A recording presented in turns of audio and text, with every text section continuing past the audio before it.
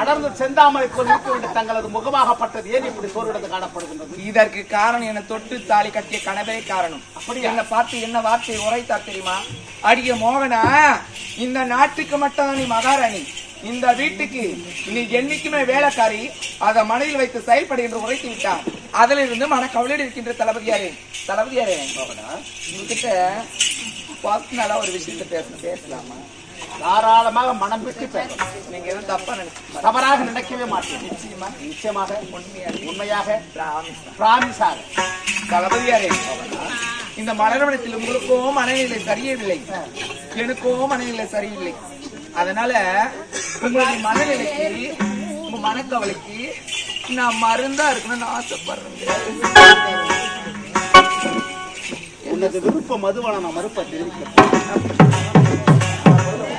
உனக்கும் மனநிலை சரியில்லை, எனக்கும் மனநிலை சரியில்லை. நாம் இருவரும் ஒன்று சேர்ந்து இந்த நாட்டையே ஆட்டி படைக்கிறது.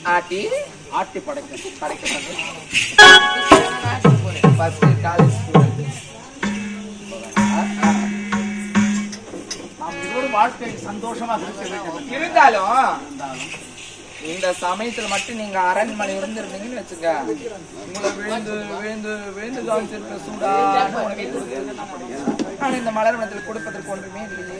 சுவையான உணவு அருந்த வேண்டும் என்றால் அரண்மனையில் தான் அருந்தணுமா?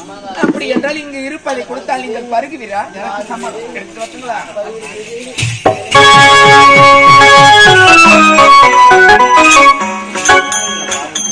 தளபதியாரே,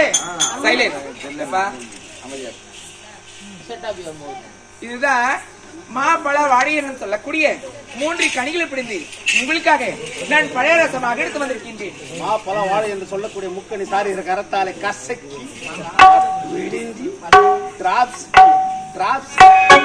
கொண்டு பருகத்தான் வேண்டுமா? சாரி அடிக்கிற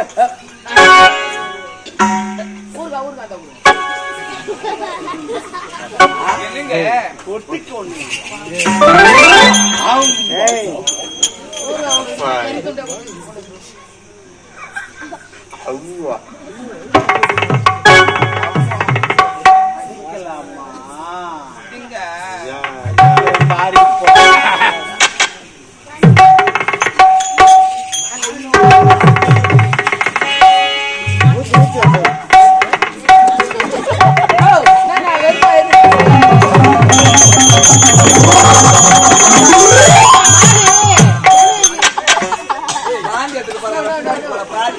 ஐயோ, அவர் வாங்கிட்டு வந்திருந்த எடை போடா.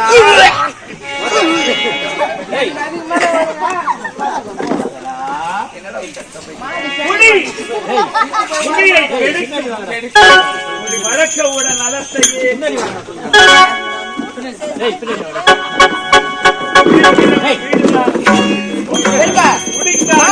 வந்துக்கிட்டு